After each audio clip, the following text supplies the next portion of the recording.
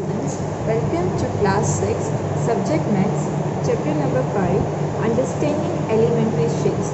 तो हमने इससे जो प्रीवियस वाला चैप्टर था बेसिक जियोमेट्रिकल आइडियाज़, उसमें हम लोगों ने ना शेप्स में लाइन सेगमेंट के बारे में तो पढ़ ही चुके हैं। तो लाइन सेगमेंट में क्या होता है, उसके दो एंड पॉइंट्स होते हैं। ओके, लाइन सेगमेंट उसमें क्या होता है, उसके दो एंड पॉइंट्स होते हैं और उसका मेजरमेंट जो है वो फिक्स रहता है। ठीक है, जैसे कि अगर 5 सेंटीमीटर का है तो 5 सेंटीमीटर ही रहेगा। तो सपोज़ कि मैं यहाँ पे A B line segment draw कर रही हूँ यहाँ पे, तो ये ए बी क्या रिप्रेजेंट कर रहा है, ये ए बी क्या है, लाइन सेगमेंट है। और अगर आपको लाइन के लिए बोला जाए तो लाइन कैसी होती है, आगे एक्सचेंज कर सकती है। मतलब कि यहाँ पे आपको ऐसे एंड साइड में ऐसे एरो होगी। ओके, यहाँ पे ए बी लिख दिया होगा और एंड साइड में क्या होगी, एरो होगी। एरो मतलब कि वो आगे की ओर एक्सचेंज कर सकता है, मतलब कि वो यहाँ से एक्सचेंज कर सकता है। उसका जो मेजरमेंट है वो फिक्स नहीं है, मतलब कि 5 भी हो सकता है, 6, 7, 8 ऐसे करके इनफाइनाइट तक वो ऐसे एक्सचेंज कर सकता है। लेकिन लाइन सेगमेंट में क्या है, एंड पॉइंट उसके फिक्स है, ये ए टू बी, इससे आगे वो जा नहीं सकता है। ओके, तो भी ये लाइन सेगमेंट है, उसको हम मेज़र कैसे करेंगे। तो सपोज़ कि यहाँ पे आपको दो लाइन सेगमेंट, ये ए बी तो यहाँ पे आपको गिवन ही है, मैं यहाँ पे एक और लाइन सेगमेंट ड्रॉ कर रही हूँ, line segment C D.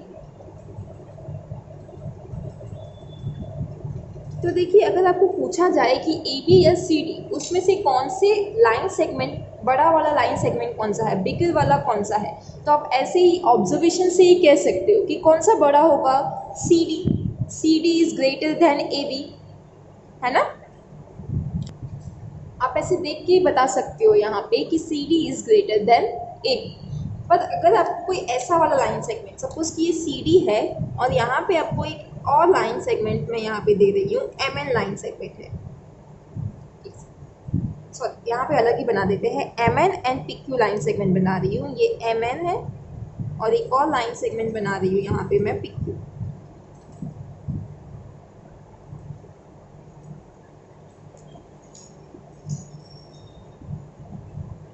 Okay, अभी आप इन दोनों को देख के आपको लग रहा होगा कि हाँ ये एकदम एग्जैक्ट है, बट ऐसा नहीं होगा कि ये एग्जैक्टली, मतलब कि हो भी सकता है, नहीं भी हो सकता है। ठीक है, तो इसके लिए आपको ये जो लाइन सेगमेंट है ना, M N and P Q, उसका एग्जैक्ट मेजरमेंट आपको पता होना चाहिए कि एम एन कितना सेंटीमीटर है और पी क्यू कितना सेंटीमीटर है। तो उसके लिए आप क्या करोगे, आपका रूलर का यूज़ करोगे। स्टार्टिंग पॉइंट यहाँ जीरो यहाँ से पुट करना है। ठीक है, ये वाला जो लाइन है ना, एग्जैक्टली 1 सेंटीमीटर लिखा हुआ है यहाँ पे जो लाइन है, यहाँ पे जो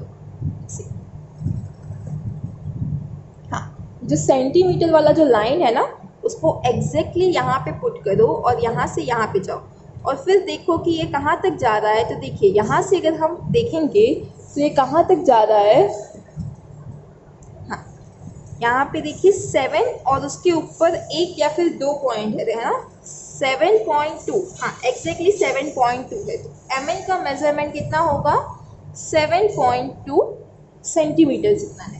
अभी वैसे ही पी क्यू का मेजरमेंट हम ले लेते हैं। फर्स्ट ये सेंटीमीटर को यहाँ पे रखते हैं और ये यहाँ पे, तो देखिए यहाँ पे कितना मेजरमेंट आ रहा है, 7.5। पी क्यू इक्वल्स टू कितना है, 7.5 सेंटीमीटर। तो देखिए अगर हम सिर्फ ऑब्जर्वेशन से करते हैं ना, तो हमको तो यही लग रहा है ऑब्जर्वेशन कि M N and P Q दोनों कैसे है, इक्वल है। लेकिन जब हमने उसको रूलर की मदद से, उसकी हेल्प से अगर हमने जब इसका मेजरमेंट किया, तो हमको पता चला कि P Q is greater than M N. तो डिसएडवांटेज क्या है ऑब्जर्वेशन से, कि हमको एग्जैक्ट मेजरमेंट उसका पता नहीं चलता है। कब, जब दोनों के बीच में स्लाइट, मतलब कि थोड़ा सा ही डिफरेंस हो, तब हमको पता नहीं चलता है कि कौन सा लाइन सेगमेंट बड़ा है और कौन सा लाइन सेगमेंट छोटा है। इसीलिए हम किसका यूज़ करते हैं, रूलर का यूज़ करते हैं। देखिए रूलर के अलावा हम किसका और यूज़ कर सकते हैं, डिवाइडर। आपने देखा है ना, अपना जियोमेट्री जो बॉक्स है उसके अंदर है, तो ऐसे वाला डिवाइडर का आप यहाँ पे यूज़ कर सकते हो। देखो रूलर से बेटर क्या है, डिवाइडर का यूज़ करना। क्यों, क्योंकि रूलर क्या है, उसकी जो थिकनेस है कुछ रूलर में ज़्यादा थिक होगी, तो क्या होगा ना, ये मेज़र करने में थोड़ा सा प्रॉब्लम भी आ सकता है। लेकिन जब हम डिवाइडर से मेज़र करते हैं तो हमको एग्जैक्ट मेजरमेंट, डिवाइडर से कैसे मेज़र करेंगे, हम एक एम पे रखेंगे और एक एन पे रखेंगे, ऐसे करके पॉइंट, और फिर ये जो पॉइंट है उसको रूलर पे हम लोग रख के चेक करेंगे कि कितना आ रहा है। तो देखिए यहाँ पे एग्जैक्टली क्या आ रहा है 7.2 दिख रहा है आपको। हाँ, तो देखिए यहाँ पे आप यहाँ पे पुट करके देखोगे तो आपको एग्जैक्ट क्या मिल रहा है 7.2। तो बेटर क्या है, देखिए ऑब्जर्वेशन से बेटर क्या है कि हम रूलर का यूज़ करके मेजर करें कि कौन सा बड़ा है कौन सा छोटा है, उसका मेजरमेंट किसकी हेल्प से करें, रूलर। और रूलर से अच्छा क्या है, डिवाइडर का यूज़ करना, ओके। क्योंकि उसकी थिकनेस की प्रॉब्लम एक आ गई, या फिर पोजीशन जो है उसमें भी हम लोग कभी कभी गलती कर देते हैं। यहाँ पे सेंटीमीटर है तो यहाँ से हम स्टार्ट कर देते हैं कभी कभी, तो 7.3 भी मेजरमेंट हमारा आ सकता है, ठीक है। तो उससे बेटर क्या है, डिवाइडर का यूज़ करना हो सकता है, ओके। अभी यहाँ पे आपका एक्सरसाइज है, एक्सरसाइज नंबर 5.1। सो यहाँ पे क्या पूछा है क्वेश्चन नंबर 1 में, what is the disadvantage, exercise 5.1। तो यहाँ पे क्वेश्चन नंबर 1 है ना आपका, तो उसमें क्या लिखा है, what is the disadvantage in comparing the line segments by mere observation. तो अभी अभी मैंने आपको बोला कि जब डिफरेंस जो है ज़्यादा नहीं होगा तो उसको जज करना कि कौन सा लॉन्गर है और कौन सा शॉर्टर लाइन सेगमेंट है, ये हम लोग डिसाइड नहीं कर पाते, ठीक है, सिर्फ ऑब्जर्वेशन से। तो यही उसका डिसएडवांटेज होगा। तो यहाँ पे हम लिख सकते हैं when the length of, answer मैं यहाँ पे लिख रही हूँ, आप क्वेश्चन खुद ही बुक में से आपको लिखना है, ठीक है। मैं इसका नोट्स आप लोगों को मटेरियल सेक्शन में दे दूंगी। तो आंसर यहाँ पे क्या आएगा, when the length of two line segment, when the length of two line segments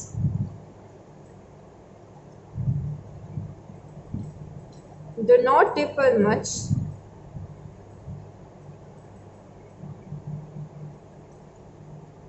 it is not possible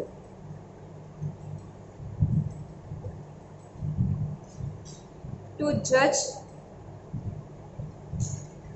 the longer and the shorter, the longer and the shorter segment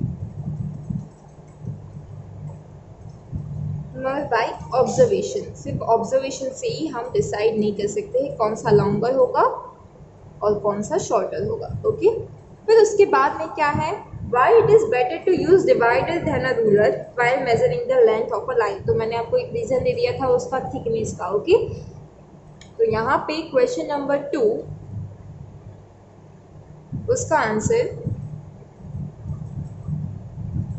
so when we measure the length of a segment, when we use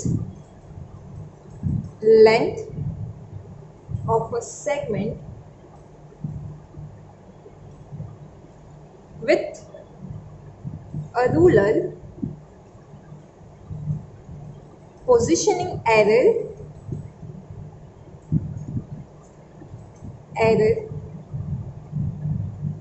may occur, some error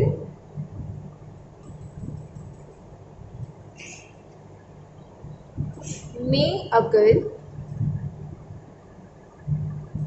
due to the thickness of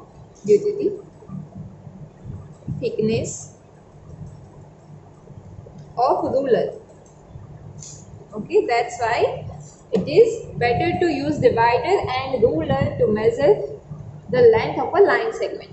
अभी next आपका question क्या है, draw any line segment say AB, take any point C line between A and B, measure the length of AB, BC and AC। फिर क्या पूछा है, is AB equals to AC plus CB। तो यहाँ पे क्या बोला है आपको, कोई भी एक लाइन सेगमेंट AB ड्रॉ करने के लिए आपको क्वेश्चन नंबर 3 में बोला है, क्वेश्चन नंबर 3। तो क्या बोला है, कोई भी एक AB लाइन सेगमेंट आप यहाँ पे ड्रॉ करो। तो यहाँ पे मैं एक लाइन सेगमेंट ड्रॉ कर रही हूँ AB।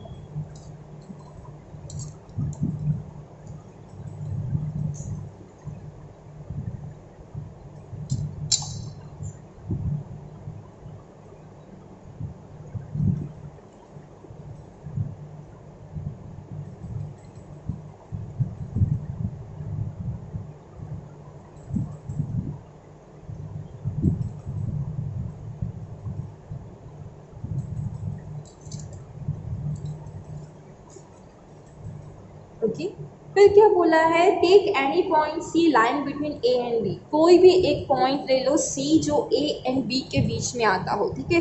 तो यहाँ पे मैं ले रही हूँ पॉइंट सी।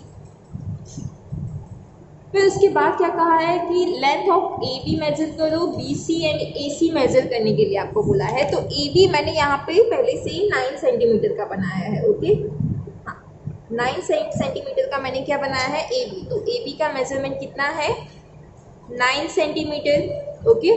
देन उसके बाद में ए सी का मेजरमेंट हम ले लेते हैं। तो ए सी का मेजरमेंट कितना है, 5.2 मेजरमेंट है। ए सी इक्वल्स टू कितना है, 5.2 सेंटीमीटर है, okay. Then C B equals to कितना होगा, बी सी इक्वल्स टू यहाँ पे 3.8 आ रहा है। कितना है, 3.8, 4 है क्या, 3 है, एक सेकेंड, हाँ 3.8 आ रहा है। तो बी सी इक्वल्स टू और सी बी इक्वल्स टू कितना आ रहा है, 3.8 सेंटीमीटर। और फिर हमको क्या चेक करने के लिए बोला है कि क्या A B equals to A C plus C B है क्या, ये आपको चेक करने के लिए बोला है। तो A B equals to A C plus C B या फिर बी सी, बी सी लिख देती हूँ यहाँ पे, ओके। सी बी या फिर बी सी, आप ऐसे वाइस वर्सा लिख सकते हो ना। लाइन सेगमेंट को कैसे नाम देते हैं ये पहले मैंने आपको सिखाया है 4th चैप्टर में। तो ए सी कितना है, 5.2 प्लस 3.8। तो ए बी की वैल्यू कितनी है, 9 सेंटीमीटर है। तो क्या 5.2 प्लस 3.8 अगर आप करोगे तो आपको कितना मिलेगा, यहाँ पे 9 सेंटीमीटर मिलता है। तो हमको एग्जैक्टली मेजरमेंट मिल गया। तो ये रिलेशन क्या है, सही है ना। ए बी इक्वल्स टू क्या आता है, A B equals to A C plus C B, हमको यहाँ पे ये मिल रहा है, ठीक है। ये रिलेशन यहाँ पे प्रूव हो रहा है, ओके।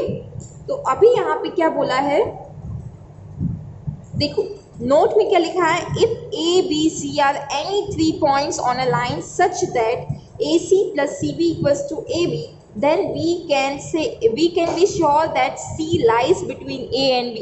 अगर ऐसा कहीं भी बन रहा है ना, 3 पॉइंट्स एक ही लाइन पे अगर दिए गए हैं, लाइन सेगमेंट पे अगर आपको दिया गया हो और ऐसा कहीं पे रिलेशन बनता है कि दो जो है ना ऐसे ब्रेकेबल है, जैसे कि A C plus C B equals to क्या मिल रहा है, हमको ए बी मिल रहा है। तो इससे हम क्या कह सकते हैं कि जो सी है वो ए एंड बी के मिड में आ रहा है, ठीक है। तो ये हम इससे कह सकते हैं, अगर ये रिलेशन हमको मिला है तो हमको ये रिलेशन मिल गया है, तो हम इससे कह सकते हैं कि सी जो है वो ए एंड बी के बीच में है, तभी ये रिलेशन आ रहा है, ओके।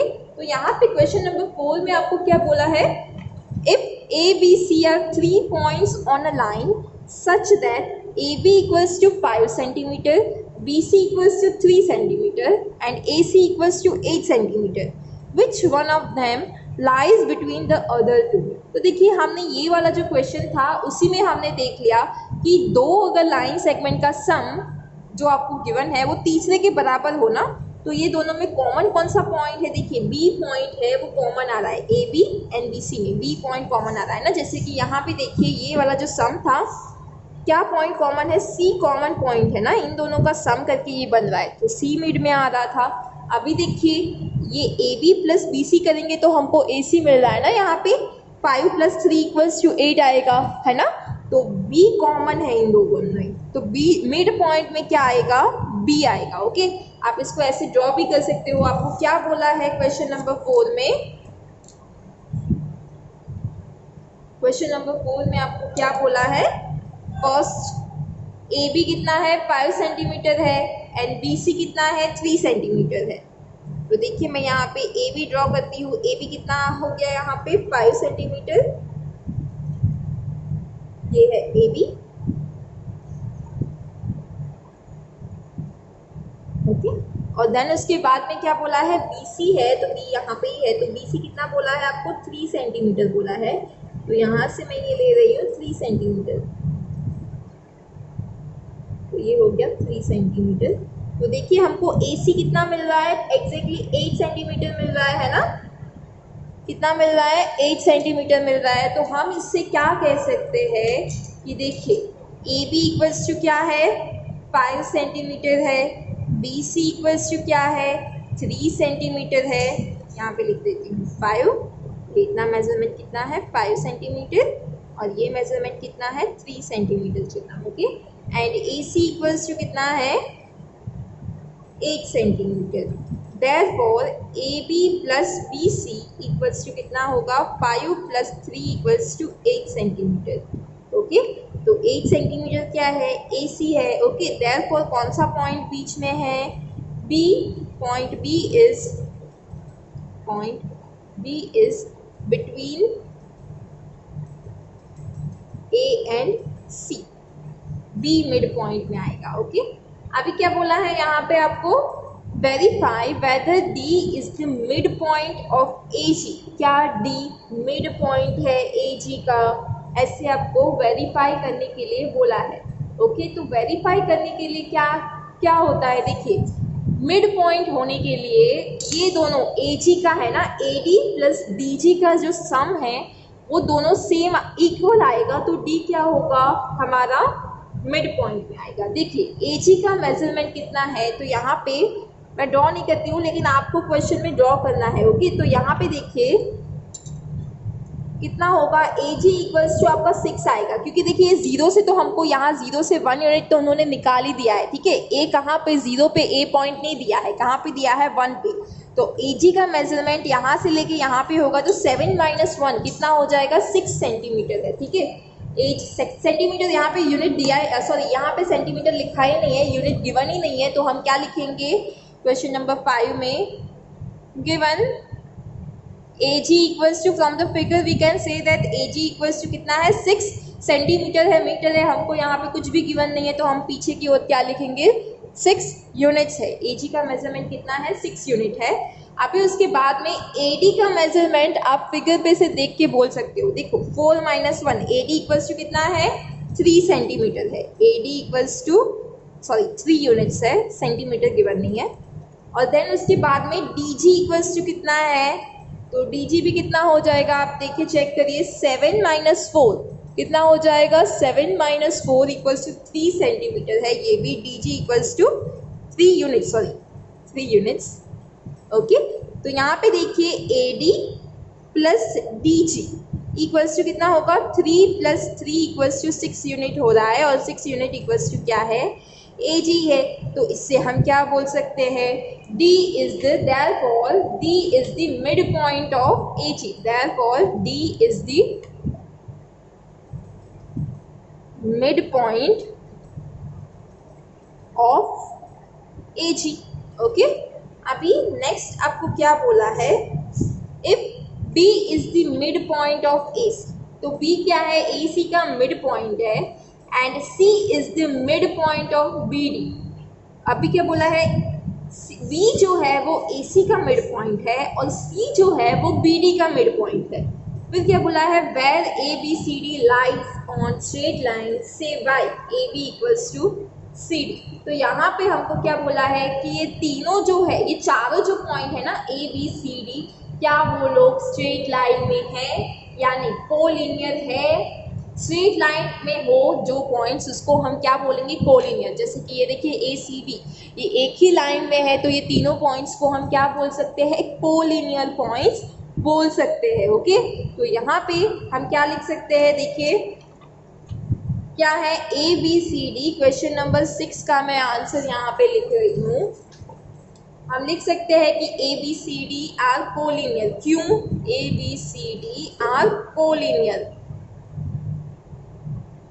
क्यों क्योंकि यहाँ पे क्या बोला है पहले तो AC का मिड पॉइंट क्या है B, B इज दी दिखता है क्या एक सेकेंड, हाँ B is the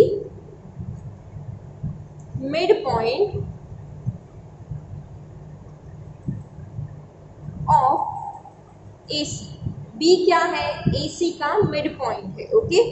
therefore AB equals to BC आएगा, मिड पॉइंट है मतलब कि एग्जैक्टली बीच में डिवाइड कर रहा है, बिटवीन नहीं बोला है मिड पॉइंट बोला है, मतलब कि सेम में वो डिवाइड कर रहा है। अगर AC जो है वो 8 यूनिट है तो B कहाँ पे होगा 4 यूनिट्स पे होगा, AB इक्वल्स टू भी 4 होगा और BC इक्वल्स टू भी क्या होगा 4 सेंटीमीटर होगा, ओके। फिर उसके बाद में आपको क्या बोला है C is the mid point, C is the mid point mid point of BD। सी क्या है? BD का मिड पॉइंट है। BD का मिड पॉइंट है, उससे हम क्या कह सकते हैं? BC का जो मेजरमेंट है वही क्या होगा? CD का मेजरमेंट होगा। ओके, अगर BD का अगर मेजरमेंट 6 सेंटीमीटर है तो क्या हो जाएगा? जो 3 में डिवाइड हो जाएगा। ओके, तो कितना? BC भी कितना होगा? 3 होगा और CD भी कितना होगा? 3 सेंटीमीटर होगा। ओके, मिड पॉइंट बोला है इसीलिए। तो यहाँ पे देखिए BC इक्वल्स टू AB भी है और BC इक्वल्स टू CD भी है। ठीक है, तो यहाँ पे हम क्या लिख सकते हैं? देखो, since AB equals to BC है and CD equals to also BC है। ओके, तो ये दोनों इक्वल है तो ये भी इक्वल ही होगा। तो देखो BC यहाँ पे राइट साइड जो है वो सेम है तो लेफ्ट हैंड साइड भी क्या हो जाएगा? सेम ही होगा। दोनों साइड क्या है? BC की वैल्यू यही है तो यहाँ पे क्या हो जाएगा? AB इक्वल्स टू क्या आ जाएगा? CD। ओके, अभी हमारा जो नेक्स्ट क्वेश्चन है वो क्या बोल रहा है यहाँ पे? Draw 5 triangles and measure their sides, check in each case if sum of the length of any two sides is always less than the third side। तो ये आप लोग खुद चेक करना घर पे ट्राइंगल ड्रॉ करके। ओके, अभी नेक्स्ट हमारा टॉपिक है एंगल्स, वो हम नेक्स्ट वीडियो लेक्चर में डिस्कस करेंगे। Okay, thank you student, welcome to class 6 subject maths, chapter number 5 understanding elementary shapes. तो अभी हमने प्रीवियस वीडियो लेक्चर में लाइन सेगमेंट, मिड पॉइंट और ये सब डिस्कस किया था, उसका मेजरमेंट कैसे होता है ये सब डिस्कस किया था। अभी हम क्या पढ़ने वाले हैं? एंगल। तो एंगल के बारे में भी हम लोग 4 चैप्टर में सीख चुके हैं। क्या है? दो ऐसे पॉइंट्स जिसका ओरिजिन क्या हो? सेम हो, तो उसको हम क्या दो ऐसे रेज हो जिसका ओरिजिन क्या हो? सेम हो, तब क्या फॉर्म होता है? एंगल। एंगल कब फॉर्म होता है वो हम सीख चुके हैं, है ना। तो ऐसे करके अगर सपोज़ कि ये वाला जो एंगल यहाँ से एक रे निकल रहा है और एक रे यहाँ से निकल रहा है। ओके, तो ये देखिए, तो यहाँ पे जो फॉर्म हो रहा है ना, यहाँ पे एक रे निकल रहा है OP और एक है OQ, दोनों का एक पॉइंट ओरिजिन जो है वो सेम है, तो एंगल कहाँ फॉर्म हो रहा है? यहाँ पे, है ना। तो O पे एंगल फॉर्म हो रहा है तो उसको हम एंगल O कहते हैं। इसका नाम कैसे लिखते हैं? एंगल POQ, या फिर हम ऐसे भी लिख सकते हैं एंगल QOP, और हम ऐसे भी लिख सकते हैं सिर्फ O पे बन रहा है तो एंगल O, है ना। ये 3 तरह से हम एंगल के नाम लिखना भी हमने सीख लिया था 4th चैप्टर में। अभी क्या है? एंगल में आपको राइट एंगल के बारे में, यहाँ पे आपको राइट एंगल, देन उसके बाद में आपको स्ट्रेट एंगल। राइट एंगल मतलब कि जिसका मेजरमेंट कितना हो? 90 डिग्री जितना हो। ओके, देन उसके बाद में आपको सीखना है स्ट्रेट एंगल। स्ट्रेट एंगल का मीनिंग क्या है? 180 डिग्री हो, जिसका मेजरमेंट कितना हो? 180 डिग्री हो। एंड देन उसके बाद में दूसरा है कंप्लीट एंगल।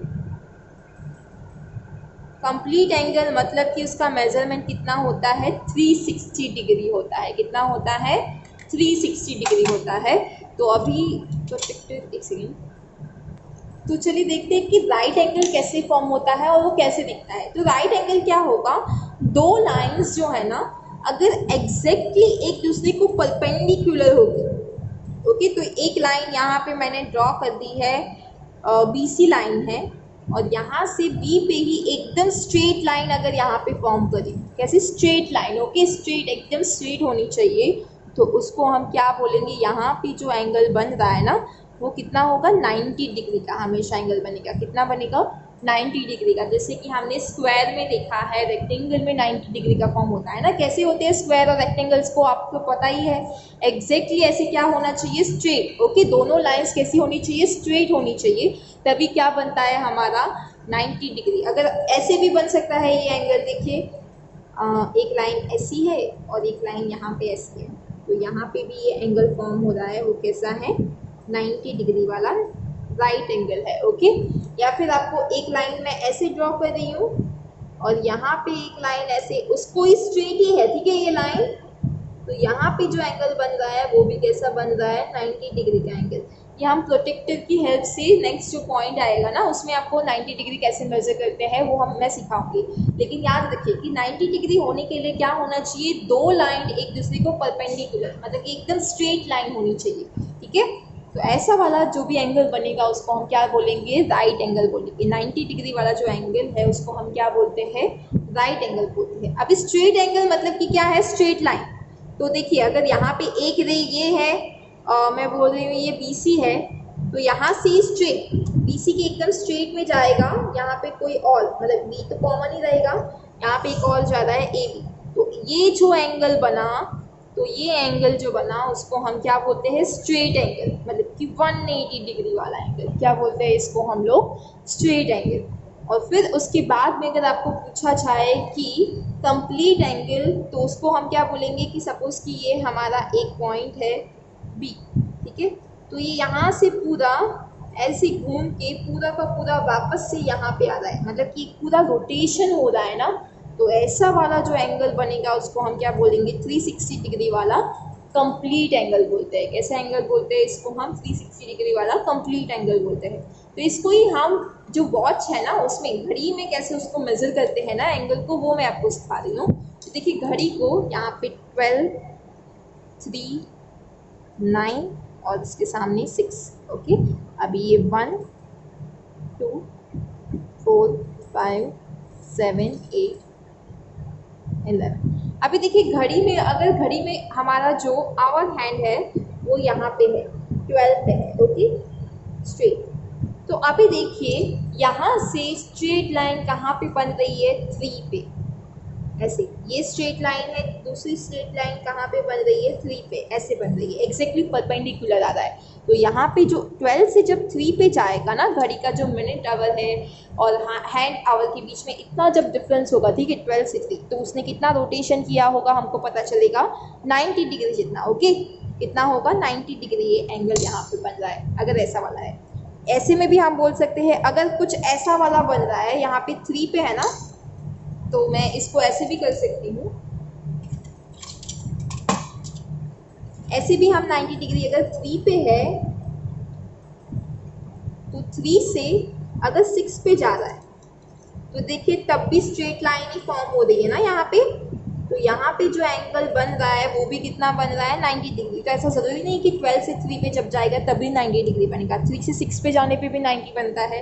वैसे ही अगर 6 पे है और अगर 9 पे जा रहा है, 6 से 9 पे जा रहा है यहाँ पे, तो देखिए 6 से 9 पे जाने पे भी क्या बन रहा है, यहाँ पे 90 डिग्री एंगल बन रहा है, ओके। वैसे ही अगर 9 से 12 पे जा रहा है, यहाँ पे देखिए 9 से अगर 12 पे जा रहा है तो यहाँ पे भी क्या बन रहा है, 90 डिग्री, 9 to 12 के लिए, ओके। तो 90 डिग्री घड़ी में कैसा बनता है, तो देखिए यहाँ पे इन दोनों के बीच का डिफरेंस क्या है, देखिए 6 के बाद एक स्टेप 7 पे गया, 7 के बाद 8 और 8 के बाद 9, मतलब कि टोटल कितना जो कांटा जो यहाँ पे हैंड है ना वो कितना यहाँ पे मूव हो रहा है, 3 स्टेप्स जितना मूव हो रहा है ना। तो जब भी आपको 3 जितना आपको डिफरेंस बोलेगा ना, कि अगर आपका मिनट आवर है वो 3 से लेके 6 पे जा रहा है, 3 से कहाँ पे जा रहा है, 6 पे जा रहा है, तो एंगल कितना बनेगा, 90 डिग्री बनेगा, क्योंकि डिफरेंस कितना है इन दोनों के बीच का, कितना है, 3 डिफरेंस है। डिफरेंस कितना आ रहा है आपका यहाँ पे, 3। जब भी डिफरेंस हो ना तब कितना एंगल बनता है, 90 डिग्री एंगल बनता है, ओके। वैसे ही अगर यहाँ पे अगर 2 पे है, मिनट अगर कहाँ पे है, 2 पे है, और 2 से कहाँ पे जा रहा है, वो 5 पे जा रहा है, एक स्टेप, सेकेंड स्टेप और थर्ड स्टेप। देखिए देखने से आपको यहाँ पे पता नहीं चल रहा है कि 90 डिग्री है, बट एक्चुअली बन कितना रहा है यहाँ पे, 90 डिग्री ही बन रहा है, ओके। तो जब भी डिफरेंस दो जो आपको नंबर्स गिवन है ना, घड़ी में मैं बोल रही हूँ, जब भी घड़ी में आपको जो क्लॉक में जो आपका जो डिफरेंस है वो 3 जितना है ना, तो कितना बनता है, एंगल कितना बनेगा आपको याद रखना है, 90 डिग्री बनता है। कितना एंगल बनता है, 90 डिग्री। तो अगर 2 से 5 पे भी जा रहा है ना, डिफरेंस कितना आ रहा है, 3 आ रहा है आपका डिफरेंस, तो कैसा बनेगा यहाँ पे, राइट एंगल। राइट एंगल मतलब कि 90 डिग्री, ओके, 90 डिग्री वाला एंगल बनेगा। यहाँ पे भी राइट एंगल बन रहा है, 3 से 6 में भी, ओके 90 डिग्री वाला। तो ये राइट एंगल का तो आपको पता चल गया। तो उसके लिए रिवॉल्यूशन एक वर्ड यूज़ करते हैं ना कि कितना रिवॉल्यूशन वो कर रहा है। तो देखिए यहाँ से अगर मैं 12 यहाँ पे है, ओके 12 यहाँ सामने 6 यहाँ पे, ओके तो ये है 12, ये 3 यहाँ पे है 6 और यहाँ पे है 9। तो अगर 12 से 3 पे जा रहा है तो कितना रिवॉल्यूशन कर रहा है। तो देखिए टोटल पार्ट्स कितने हैं यहाँ पे 1 2 3 4, टोटल पार्ट्स कितने हैं उसको हम डाउन साइड में लिखेंगे, क्या आएगा 4। और कितना 12 से है 3 पे, मतलब कि वो कवर कितना कर रहा है, सिर्फ एक ही पार्ट कवर कर रहा है। तो कितना रिवॉल्यूशन वो कर रहा है 1/4 जितना रिवॉल्यूशन कर रहा है। कितना रिवॉल्यूशन कर रहा है, कितना घूम रहा है, तो 1/4 जितना वो रिवॉल्यूशन कर रहा है। ये हम फ्रैक्शन जब चैप्टर आएगा ना तो टोटल अपॉन कितना कवर कर रहा है वो हम सीखेंगे। बट अभी याद रखो कि जब भी 90 डिग्री एंगल बन रहा है ना, तब अगर आपको रिवॉल्यूशन के बारे में पूछा जाए तो कितना रिवॉल्यूशन होगा, 1/4 जितना रिवॉल्यूशन वो कवर करता है। ठीक है, मतलब कि इतना पोर्शन वो कवर कर रहा है। टोटल देखिए, टोटल पोर्शंस यहाँ पे कितने बन रहे हैं 1 2 3 4, तो 4 को मैंने कहाँ रखा, यहाँ नीचे।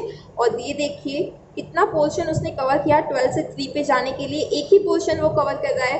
तो कितना रिवॉल्यूशन हो जाएगा, 1/4 जितना रिवॉल्यूशन हो जाएगा। वैसे ही हम अभी क्या पढ़ेंगे, स्ट्रेट एंगल। अभी घड़ी में स्ट्रेट एंगल क्लॉक में कैसे बनता है, तो देखिए 12 देन उसके सामने 6, यहाँ पे 3 और यहाँ पे 9। तो यहाँ पे 1 2 4 5 7 8 10 11। तो देखिए अगर हमारा जो मिनट हैंड है या फिर आवर हैंड है, अगर वो 12 पे है और पूरा स्ट्रेट लाइन में ट्रैवल कर रहा है, मतलब कि कहाँ पे जा रहा है, 6 पे जा रहा है, एकदम स्ट्रेट जा रहा है ना। तो ये जो एंगल मतलब कि 12 से अगर वो 6 पे जा रहा है तो यहाँ पे जो एंगल बन रहा है ना वो कितना बनेगा, 180 डिग्री का एंगल बनेगा, स्ट्रेट एंगल बन रहा है 12 से जब 6 पे जा रहा है ना। 12 से कहाँ पे जा रहा है वो 6, डिफरेंस कितना आ रहा है, ये देखो डिफरेंस 6 का आ रहा है। तो जब भी दो नंबर्स जो आपको घड़ी में जो आपको जो दो नंबर्स जो गिवन हो ना, उसके बीच का डिफरेंस जब भी 6 आए तब एंगल कौन सा फॉर्म होता है, स्ट्रेट एंगल फॉर्म होगा। कौन सा एंगल फॉर्म होगा, स्ट्रेट एंगल फॉर्म होगा। उसका मेजरमेंट कितना होता है, 180 डिग्री जितना मेजरमेंट होता है उतना उसका। ठीक है, तो यहाँ पे देखिए वैसे ही अगर 1 पे है और उसके बाद में वो कहाँ पे जा रहा है, 7 पे जा रहा है, 1 से 7, डिफरेंस कितना आ रहा है यहाँ पे देखिए, 7 - 1, 1 से कहाँ पे जा रहा है, 7 पे जा रहा है। बिगर में से स्मॉलर को माइनस करना है, ऐसे मत देखो कि स्मॉलर बिगर। ओके, तो यहाँ पे देखिए 1 से 7 पे जा रहा है, तब भी डिफरेंस कितना है, 6 है। तो बनेगा कौन सा एंगल, स्ट्रेट एंगल। ओके, लेकिन अगर मैं आपको यहाँ पे बोलूँ कि 3 से लेके वो जा रहा है 8 पे, 3 से कहाँ पे जा रहा है, 8 पे जा रहा है, तो क्या तब स्ट्रेट एंगल फॉर्म होगा या नहीं होगा। तो देखिए 8 - 3 करोगे तो आपको डिफरेंस कितना मिलेगा, डिफरेंस आपको मिलता है 5, तब 5 है, मतलब कि स्ट्रेट एंगल यहाँ पे फॉर्म नहीं हो रहा है। ओके, ये स्ट्रेट एंगल फॉर्म नहीं होगा, यहाँ पे है और यहाँ से कहाँ जा रहा है, 8 पे। देखिए यहाँ पे दिख ही नहीं रहा है कि स्ट्रेट लाइन बन रही है ना। तो ये एंगल स्ट्रेट एंगल नहीं होगा क्योंकि डिफरेंस यहाँ पे 6 नहीं है। याद रखो कि डिफरेंस कितना आना चाहिए, 6 आना चाहिए स्ट्रेट एंगल के लिए। अगर राइट एंगल के लिए पूछे तो डिफरेंस कितना आना चाहिए, 3 आना चाहिए। ओके, और अभी इसके लिए रिवॉल्यूशन आपको पूछे तो देखिए टोटल यहाँ पे 4 पार्ट्स है। ओके, कहाँ से जा रहा है, 12 से लेके कहाँ पे जा रहा है, 6। टोटल पार्ट कितने हैं, 4 है। और कवर कितना कर रहा है, 12 to 3 तो उसने कवर किया और 3 to 6 वाला भी उसने कवर किया है।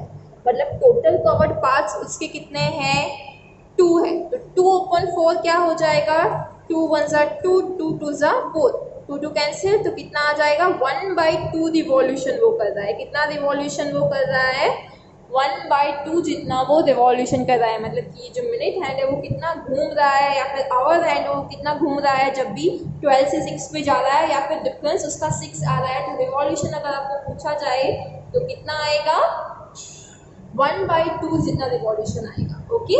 अभी नेक्स्ट हमारा जो है कंप्लीट एंगल। तो कंप्लीट एंगल में क्या है ना, वो 12 से स्टार्ट करके वापस से 12 पे जा रहा है। तो यहाँ पे देखिए 12, 3, 9, यहाँ पे 6, 1, 2, 4, 5, 7, 8, 10, 11। तो यहाँ पे देखिए अगर वो 12, यहाँ पे 12 से अगर वो स्टार्ट कर रहा है ना, तो घूम के वो वापस कहाँ पे जा रहा है, 12 पे जा रहा है। तो ये रिवॉल्यूशन कैसा हो जाएगा, कंप्लीट रिवॉल्यूशन होगा। और कंप्लीट रिवॉल्यूशन जब होगा तब कैसा एंगल बनेगा, 360 डिग्री का एंगल बनेगा। तब डिफरेंस कितना आता है, 0 जितना डिफरेंस आ रहा है, ठीक है। 12 से स्टार्ट करके घूम के फिर कहाँ पे जा रहा है, 12 पे जा रहा है, ओके। डिफरेंस कितना आ रहा है, यहाँ पे 0 आ रहा है। तो क्या ये एंगल कौन सा बन जाएगा, कंप्लीट एंगल। कौन सा, complete angle. Complete angle means 360 degree वाला एंगल, ओके। तो यहाँ पे आपको पता चल गया। और इसके लिए कितना रिवॉल्यूशन कर रहा है, तो 1 फुल रिवॉल्यूशन, क्योंकि पूरा का पूरा पार्ट जो है वो यहाँ पे कवर कर रहा है ना, पूरा पार्ट कवर कर रहा है। 12 से स्टार्ट करके फिर से 12 पे पूरा पार्ट कवर कर रहा है, मतलब कि रिवॉल्यूशन कितना हो जाएगा यहाँ पे, 1 फुल रिवॉल्यूशन। जब कंप्लीट एंगल होगा तो 1 फुल रिवॉल्यूशन होगा। अगर आपको पूछा जाए स्ट्रेट एंगल है तो हाफ रिवॉल्यूशन होगा। और जब भी आपको राइट एंगल होगा तो कैसा होगा, 1/4 रिवॉल्यूशन होगा, ओके। और उसके बाद में आपको क्या बोलते हैं, जो डायरेक्शन है उसके बारे में पता है ना, नॉर्थ ईस्ट साउथ वेस्ट। तो यहाँ पे देखिए, इसको हम डायरेक्शन की कंसेप्ट में भी देख लेते हैं। तो north, south, east and west. तो यहाँ पे देखिए अगर नॉर्थ से ईस्ट पे जा रहे हैं ना, तो यहाँ पे देखिए आपको दिख रहा है ना कि यहाँ पे 90 डिग्री एंगल बन रहा है। तो जब भी हम नॉर्थ से ईस्ट में जाएंगे, या फिर ईस्ट से साउथ में जाएंगे, या फिर साउथ से वेस्ट में, या फिर वेस्ट से नॉर्थ में, या फिर नॉर्थ से वेस्ट में, अगर ऐसे जाएंगे तब कैसा एंगल बन रहा है यहाँ पे, 90 डिग्री। मतलब कि कैसा एंगल बन रहा है, राइट एंगल बन रहा है। कैसा बन रहा है, राइट एंगल बन रहा है।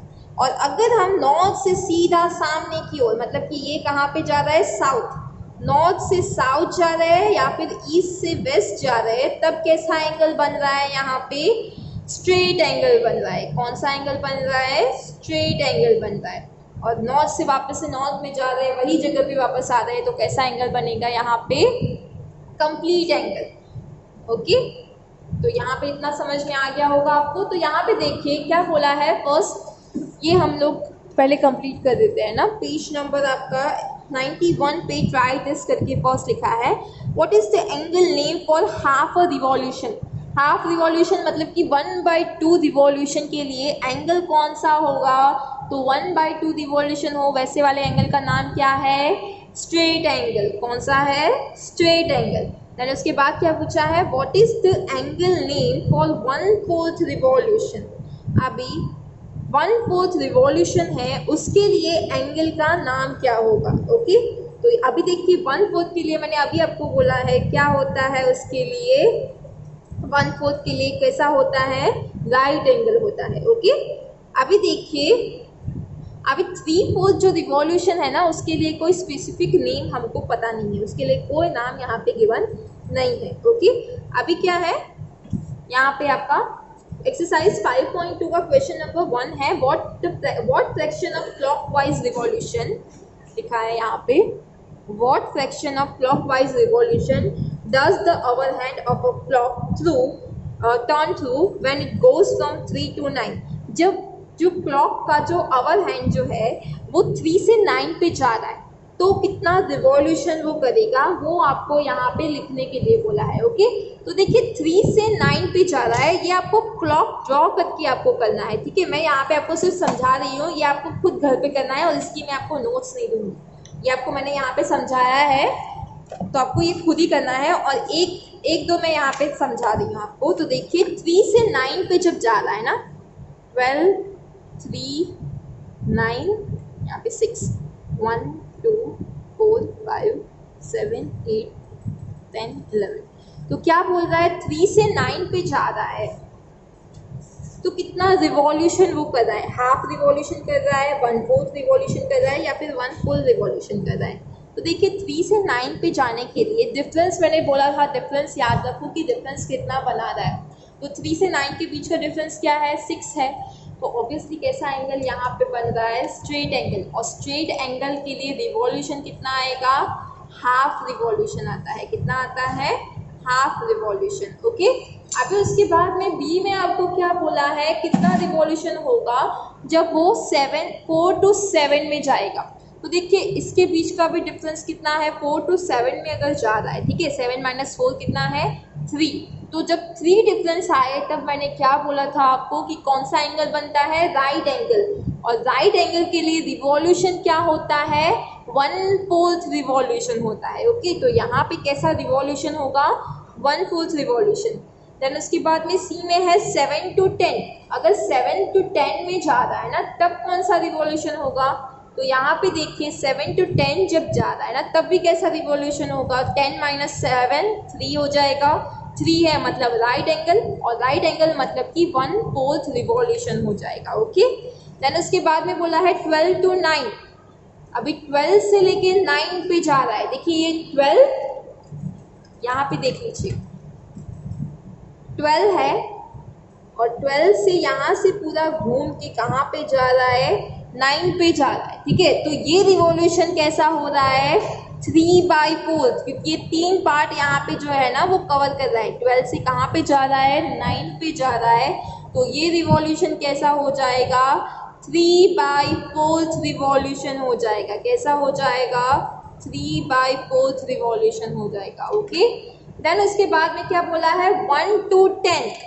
1 से लेके 10 पे जब हम जा रहे हैं ना तब कौन सा रिवॉल्यूशन होगा, तो देखिए 1 उसकी स्ट्रेट में क्या आता है, सामने 7। ओके, तो ये स्ट्रेट एंगल तो बन गया, और उसके बाद कहाँ पे जा रहा है वो, 10 पे। तो यहाँ पे देखिए ये भी 3 जितना रिवॉल्यूशन कवर कर रहा है ना, ये यहाँ से लेके यहाँ पे, तो उसके लिए भी कितना आ जाएगा, 3/4 रिवॉल्यूशन।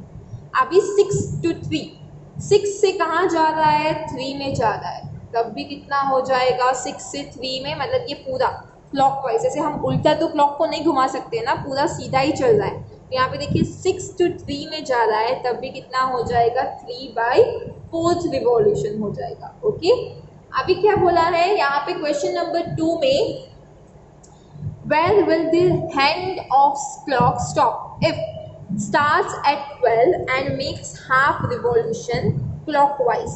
जब हाफ रिवॉल्यूशन वो कर रहा है ना क्लॉकवाइज, तो उसका हैंड कहाँ पे स्टॉप होगा, ये आपको बोला है। स्टार्टिंग पॉइंट क्या है, 12 है, और उसके बाद में हाफ रिवॉल्यूशन मतलब कि स्ट्रेट एंगल। तो 12 से स्ट्रेट एंगल कहाँ पे बन रहा है, 6 से बन रहा है ना। तो ये जो रिवॉल्यूशन होगा वो कितना होगा, हाफ रिवॉल्यूशन। तो कहाँ पे स्टॉप होगा, 6 पे स्टॉप होगा। ओके, देन उसके बाद में क्या बोला है, starts at 2 and makes half revolution. अभी 2 से लेके कहाँ पे जाएगा, देखिए 2 के एग्जैक्टली सामने क्या आता है, 8।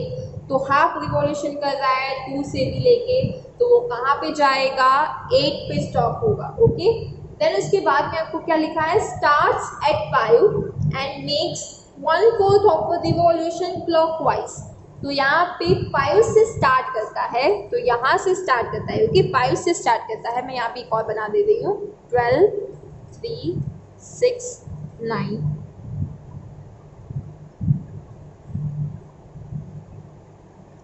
तो यहाँ पे देखिए 5 से अगर वो स्टार्ट कर रहा है, ये मिड पॉइंट है, 5 से स्टार्ट कर रहा है। ओके, और कहाँ पे स्टॉप होगा, अगर वो 1/4 रिवॉल्यूशन। तो 1/4 रिवॉल्यूशन के लिए मैंने बोला था, 1/4 रिवॉल्यूशन का मीनिंग क्या है, वो राइट एंगल बना रहा है। और राइट एंगल के लिए डिफरेंस कितना आना चाहिए हमारा, 3 का डिफरेंस आना चाहिए। तो 5 से कहाँ जाएगा, एक 6 पे गया, एक 7 पे गया, एंड देन 8 पे। तो कहाँ पे स्टॉप होगा वो, अगर 1/4 रिवॉल्यूशन कर रहा है तो वो कहाँ पे स्टॉप होगा, 8 में। क्लॉकवाइज जाना है। ओके, ऐसे उल्टा नहीं घूमना है। तो हम ऐसे भी तो बोल सकते हैं ना, ऐसे उल्टा जाके 2 पे, लेकिन क्लॉक कैसे जाती है, ऐसे ही जाती है ना, पूरा का पूरा 1 से 2, 2 से 3। तो क्लॉकवाइज में जाना है, तो कहाँ पे स्टॉप होगा, 8 पे स्टॉप होगा। ओके, देन इसके बाद में start at 5 and makes 3/4 of a revolution clockwise. अभी क्लॉकवाइज 3/4, 5 से स्टार्ट किया है ना, यहाँ से स्टार्ट करके देखिए ये तो 90 डिग्री हो गया, यहाँ 5 के एग्जैक्टली सामने है हमारा 11, तो 11 पे जब वो जाएगा तब ये स्ट्रेट एंगल हो जाएगा। ओके, 11 पे जब जाएगा और फिर उसके बाद में यहाँ पे 2 पे स्टॉप होगा। कहाँ पे स्टॉप होगा? 2 पे स्टॉप होगा। तो ये हो गया 2 पे, तो कहाँ पे स्टॉप होगा? अगर 3 बाई स्टार्ट 5 से कर रहा है और यहाँ से 3/4 रिवॉल्यूशन कर रहा है ना, तो आपको जहाँ कहीं पे भी आपको बोलेगा तो क्या करना है, सिंपली ऐसा स्ट्रेट लाइन आपको ड्रॉ करके देख लेना है। देखिए 3/4 अगर आपको किसी की एंगल का बोला है ना, यहाँ पे अगर मैं बोल रही हूँ 12, 3, 9 एंड 6, अभी देखिए 1, 2, 4, 5, 7, 8, 10, 11। अगर आपको बोला है कि 1 से स्टार्ट करके 1 से अगर हम स्टार्ट कर रहे हैं रिवॉल्यूशन करना और उसके बाद उसका पूछा है कि 1 से 3/4 रिवॉल्यूशन कहाँ पे आएगा, तो देखिए फर्स्टली आप ये मालूम कर दीजिए कि 1 का स्ट्रेट एंगल क्या होगा। तो 1 का स्ट्रेट एंगल क्या होता है, यहाँ पे सॉरी अच्छे से ड्रॉ नहीं हुआ है। 1 का स्ट्रेट एंगल क्या होगा यहाँ पे? 7। क्या होगा? 7। अगर 1 से स्टार्ट कर रहा है तो स्ट्रेट एंगल कहाँ पे जाएगा? 7 पे जाएगा। ओके, और देन जहाँ 7 स्ट्रेट एंगल पे पहुँचा ना, आपको क्या पूछा है? 1 से स्टार्ट करके 3/4 रिवॉल्यूशन कर रहा है। तो 1 से स्टार्ट करके हम कहाँ पे पहुँच गए? 7 पे पहुँच गए, और 7 के बाद में ना 3 का डिफरेंस ले लेना है। तो 7 के बाद 1 8 पे जाएगा, 2 9 पे और 3 10 पे। तो यहाँ पे कहाँ पे स्टॉप होगा? ये 3/4 अगर आपका रिवॉल्यूशन अगर आपको पूछा जाए 1 से स्टार्ट करके कहाँ पे जाएगा? 10 पे जाएगा। कहाँ स्टॉप होगा? 10 पे। अगर 1 का 3/4 रिवॉल्यूशन पूछा है तो। वैसे ही अगर आपको 2 का 3/4 रिवॉल्यूशन अगर पूछा है,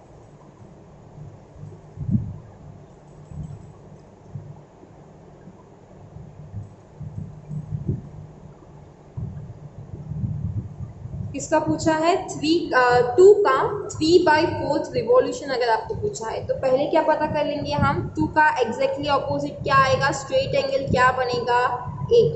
तो ये हो गया 8, और 8 से स्टार्ट करके 3 का डिफरेंस हमको लेना है। तो 8 से 3 स्टेप्स हम जाएंगे, 9 पे गए फर्स्ट स्टेप, सेकेंड स्टेप पे 10, और थर्ड स्टेप में कहाँ पहुँचे हम लोग? 11। तो यहाँ पे ये आ गया हमारा 2 का 3/4 अगर हमको रिवॉल्यूशन पूछा है ना। 2 क्या बोलेंगे, अगर स्टार्ट करेंगे 2 starts at 2 and make starts at 2 and make 3/4 revolution, तो कहाँ पे स्टॉप होगा? Hand of clock, the hand of clock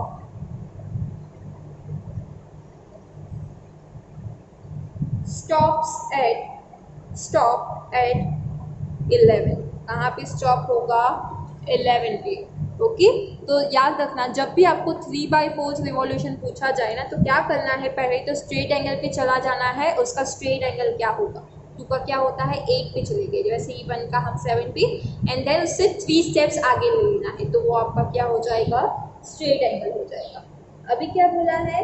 which direction will you face? Question number 3 में आपको पूछा है यहाँ पे, which direction will you face if you start facing east and 1 east से अगर आप स्टार्ट कर रहे हो एंड हाफ रिवॉल्यूशन क्लॉकवाइज कर रहे हो। ओके, अगर आप ईस्ट से स्टार्ट करके क्लॉकवाइज आप जा रहे हो, ओके, हाफ रिवॉल्यूशन कर रहे हो, तो आप कहाँ पे स्टॉप होगे? तो देखिए यहाँ पे ईस्ट कहाँ पे है? ये रहा, और क्या बोला है? आप हाफ रिवॉल्यूशन कर रहे हो। ओके, तो ईस्ट से अगर हम हाफ रिवॉल्यूशन करेंगे तो हम कहाँ पे पहुँच जाते हैं? यहाँ पे वेस्ट में पहुंच जाएंगे। कहाँ पे पहुंच जाएंगे हम लोग? वेस्ट में पहुंच जाएंगे।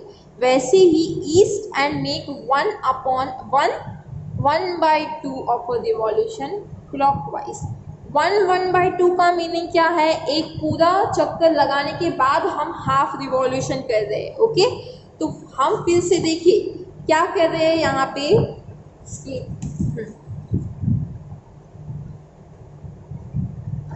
देखिए यहाँ पे north, east, south and west. तो हम ईस्ट से स्टार्ट करके फिर से एक पूरा रिवॉल्यूशन कर रहे हैं और उसके बाद में क्या बोला है आपको, 1/2 रिवॉल्यूशन बोला है ना। तो यहाँ पे देखिए ईस्ट से स्टार्ट करके हमने फुल ईस्ट पे आ गए और फिर से 1/2 मतलब कि ईस्ट पे ही है ना हम, और यहाँ से 1/2 रिवॉल्यूशन करेंगे तो कहाँ पे पहुँच जाएंगे हम, वेस्ट में पहुँच जाएंगे। कहाँ पे पहुँच जाएंगे, वेस्ट में पहुँच जाएंगे। ओके, देन उसके बाद में आपको क्या बोला है, west and make 3/4 of a revolution anticlockwise. अभी क्लॉकवाइज जाने के लिए आपको नहीं बोला है, कहाँ पे जाना है, एंटी क्लॉकवाइज। मतलब कि हम ईस्ट से साउथ, साउथ से वेस्ट, वेस्ट से नॉर्थ जाते थे ना, वैसा नहीं। अभी वेस्ट से साउथ, साउथ से ईस्ट, ईस्ट से नॉर्थ, ऐसे करके हमको घूमना है, ठीक है, ऐसा उल्टा हमको जाना है। तो यहाँ पे क्या बोला है, वेस्ट में है हम लोग, यहाँ पे है, और 3/4 रिवॉल्यूशन एंटी क्लॉकवाइज। तो हम कहाँ पे जाएंगे, देखिए फर्स्ट रिवॉल्यूशन में हम कहाँ पहुँचे, एंटी क्लॉकवाइज साउथ में। सेकेंड में यहाँ पे हम ईस्ट में पहुँच गए, और थर्ड में हम कहाँ पे पहुँच गए, नॉर्थ में। तो हम कहाँ पे स्टॉप हो गए, अगर एंटी क्लॉकवाइज 3/4 वाला रिवॉल्यूशन हम करेंगे तो कहाँ पे स्टॉप हो गए हम लोग, यहाँ पे नॉर्थ में स्टॉप हो गए। कहाँ पे स्टॉप हो गए, नॉर्थ। और देन उसके बाद क्या है, south and make 1 full revolution. एक फुल रिवॉल्यूशन कर रहे हैं तो हम कहाँ पे स्टॉप हो गए, तो फुल रिवॉल्यूशन मतलब कि हम जहाँ पे थे वहाँ पे ही वापस आ रहे हैं, तो हम फिर से कहाँ पे आ जाएंगे, साउथ में आ जाएंगे। ठीक है, स्टॉप वाइज एंटी क्लॉकवाइज जाओ या फिर एंटी क्लॉकवाइज जाओ। ओके, तो यहाँ पे एक्सरसाइज 5.2 मैं यहाँ पे स्टॉप कर रही हूँ। नेक्स्ट वीडियो में क्वेश्चन नंबर 4, 5, 6 एंड 7 हम लोग नेक्स्ट वीडियो में हम देखेंगे। Okay, thank you.